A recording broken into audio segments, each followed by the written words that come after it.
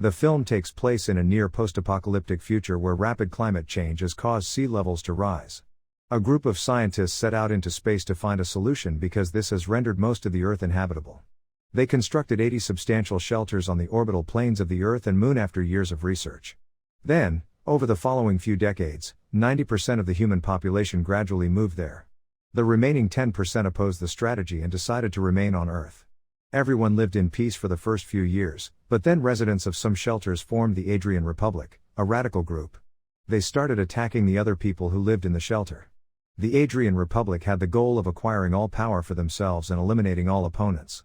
Thankfully, the remaining humans organized an allied force, which led to decades of bloody conflict. We are shown Captain Yun Young Yi, a brave allied forces mercenary, in the first scene.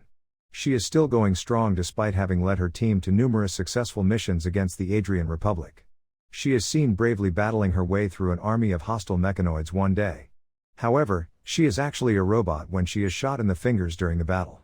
She was stunned to discover that not even Captain Yun was aware of it.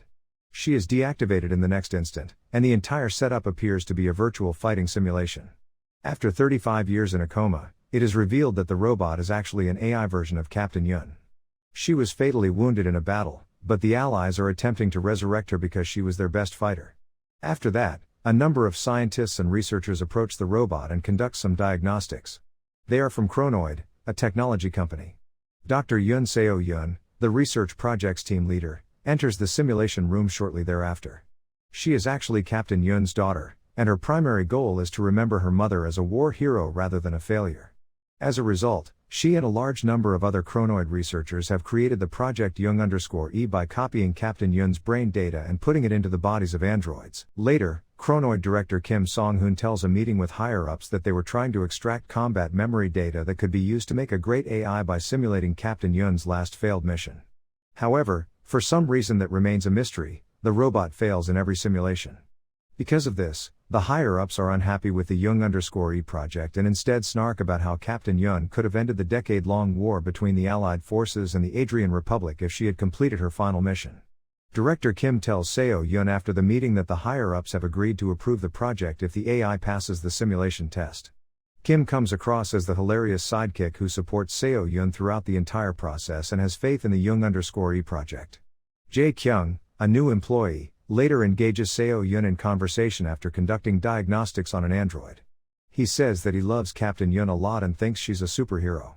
Seo Yun reveals after some time that the only reason her mother became a mercenary was to pay for her treatments because Seo Yun had cancer as a child. However, Captain Yun had been assigned a task on the day of her successful surgery. She survived this one, which put her in critical condition and eventually put her into a coma. Seo Yun finishes her work in the present and heads to her ethics test. This helps distinguish robots from humans and is a requirement for all Chronoid employees. She recalls the last time she saw her mother on the way. Before Seo Yun's surgery, the two had hugged and rubbed each other's cheeks. She then goes to her doctor for a routine body exam. Unfortunately, the results of the X-ray scans show that Seo Yun's childhood cancer has returned and that she only has 3 months to live. She is told by the doctor that copying and transferring her brain data to a prosthetic body will be her best course of action. He then goes over the various body types, beginning with a pricey Type A prosthetic body that will grant her equal human rights from the government. He also explains that the government will be able to access her brain's data and that fundamental human rights like marriage, freedom of movement, and adoption will be prohibited if she chooses the less expensive Type B. Type C, which the government will provide for free, is the final option. However, certain businesses will have permission to use her brain data to create clones. Seo Yun asks to see her mother after their session, and it turns out that the doctor is also an android. The scene then cuts to a scene from Seo Yun's childhood. She remembers finding out that her mother did make it through the mission, but that she is now in critical condition. When the Chronoid team goes to Seo Yun and her grandmother, they manage to persuade them to give Captain Yun a Type C prosthetic body in exchange for paying for her education and living expenses. At last, her grandma consents to the condition. The movie then cuts to the present, where Seo Yun goes to see her mother, who is still in a coma and looks all wrinkled and old. At Chronoid, the AI model number 18 is activated a few days later and is prepared for the simulation. Director Kim, on the other hand, suggests that they try something new this time, so he tells the researchers to shoot the android in the leg. The android is defeated by the hostile robots and finds it difficult to fight back once the simulation begins. However, just before the test is over, a new area of the artificial brain is suddenly activated, as indicated by yellow flashes of light, and the Jung_E robot responds with all of its might. This breakthrough has thrilled everyone on the project, especially Kim. Therefore, the following day, the team travels to the primary Chronoid HQ to inform the chairman of the company of this development. However, once there, the new product development manager approaches them and informs them that the chairman is not available. Kim is furious and apprehensive about the necessity of a product department for a military-based business. However, before leaving, the manager makes fun of Kim's rage and laughs at him. The Jung_E team returns to the Chronoid lab after the unsuccessful attempt, where the newly created brains are now ready for simulation. Kim is informed there by a staff member that the chairman is waiting in his office. Kim is abruptly deactivated as they enter, and in a shocking twist, it is revealed that he is actually the chairman himself, first prototype. In the meantime, Seo-Yun tells the chairman about their amazing breakthrough, but he doesn't like it. Instead, he declares that the civil war is now coming to an end and that negotiations are underway for a peace treaty between the Adrian Republic and the Allied forces. The manager tells Seo-Yun to stop working on the Jung_E project because the combat AIs won't be needed anymore. However, the hard work will not be in vain because the AI will use the data it has gathered for household tasks. In addition, the chairman reveals that once everything is wrapped up, he will destroy Kim. Seo-Yun's heart breaks because she has worked nearly her entire life to get her mother back. The group continues the Jung_E project in the following scene to provide a proper conclusion.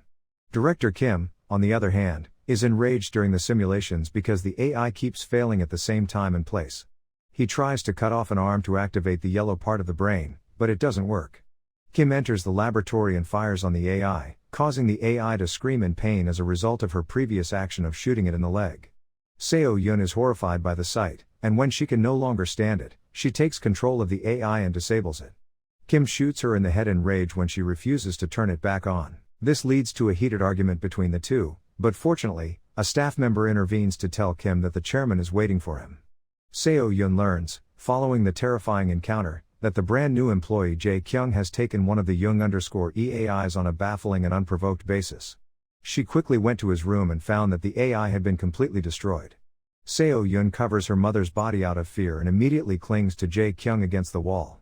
He says, gasping for air, that he got orders straight from headquarters to test the Jung_E model's sexual abilities because they can make a lot of money if they are sold. Seo-Yun is even more enraged by this, and she tries to choke Jae-kyung. She is disheartened, however, when she recalls that her mother's brain is Type C, which can be used for any business or product. Seo-Yun later runs into Director Kim, who is also upset about the Jung_E project's demise. He informs her that the team is permitted one more simulation test before departing. All of their research and effort will be wasted if they are unable to reach a conclusion. In the following scene, Seo-Yun enters the AI laboratory and activates a Jung_E model Kim had destroyed earlier. The best course of action would be to terminate her because she is critically injured. The AI accepts her fate as well. However, before Seo-Yun can deactivate it, the yellow part of the brain suddenly appears, and the AI questions Seo-Yun in a shocking manner about her daughter. She then expresses human feelings and recalls the last time she saw her daughter before going to war. Seo-Yun tells the artificial intelligence that her daughter's surgery went well and that she is now cancer-free after she hears this. The AI is relieved, and she also recalls that Seo-Yun had presented her with a doll immediately prior to her surgery. She is currently extremely upset because she has misplaced the doll. After putting two and two together, Seo-Yun realizes that all of the Jung_E AIs failed the simulation because they were distracted by the doll nearby. Seo-Yun later deactivates the robot and begins to cry profusely after emotionally speaking with her mother, indicating that its brain cloning is nearly perfect. Therefore, Seo-Yun connects the Jung_E AI on her own the following day, just prior to the simulation. She discovers that the yellow area of the AI's brain actually contains her daughter's memory after everyone has left the room. She was failing the simulation's challenges only because of this. Seo-Yun permanently deletes it now that she is aware of the cause. The test begins shortly thereafter, and as it is their final one, everyone is upset. The AI fails the simulation test once more when it receives two shots at the same time, as expected. Jae-kyung notices that this particular AI test result is very strange after the test is over, but Kim ignores him and leaves the room unhappy, followed by Seo-Yun. However, Kim smells something fishy shortly thereafter, so he returns to the laboratory to verify the simulation once more. It is revealed to his surprise that the Jung_E model was not shot, but rather feign death and deactivation. Kim immediately enacts an emergency lockdown and secures the location. The alarm is causing confusion among the guards who are returning the Young_EAI to her chamber. She disarms them, takes advantage of the distraction, and then flees. In another scene, Seo-Yun deletes all of her mother's brain data so that it can never be cloned again. In the next scene, Young_E enters a room full of her clones, surprising Kim. Kim then activates all of the combat AI prototypes to find and kill Young_E. Additionally, the bad guys appear and attempt to eliminate her, but the legendary Captain Yun's artificial intelligence is simply too much for them to handle. Seo-Yun, on the other hand, rushes to the room to assist her mother when the combat AIs keep coming in large numbers. She deceives everyone by transferring her brain into one of the more recent combat AI models at the right time. The mother and daughter then flee in a futuristic sky rail train, but Kim won't let them. He even shoots Seo-Yun in the shoulder as he follows them there. Young_E fights Kim and shoots him in the eye, revealing to Kim that he is also an artificial intelligence. After that, the two get into a fierce fight, and to make matters worse, the AI police show up and fire as well. It may appear as though all hope is lost at this point, but Young_E finds renewed motivation when she observes her injured daughter trembling on the floor. She transforms into a cold-blooded killer and pursues the criminals one by one. Kim is eventually thrown from the train, and the other robots are defeated as well. Seo-Yun begs Young_E to leave when she hears police sirens in the distance, and Young_E begins to assist her. Seo-Yun tells her to run away and live her life how she wants, crying that the AI is now free. After reluctantly agreeing, Young_E gives her daughter a final hug. Similar to how they did when Seo-Yun was a child, the two also rub each other's cheeks. After that, it becomes clear that the artificial intelligence has not forgotten about her real name, which is Captain Yun Young-Yi. Before the AI escapes, Seo-Yun calls her mother and wishes her luck. The movie comes to a close with Seo-Yun slowly passing away from her injuries while the AI takes in the view of a mountain range.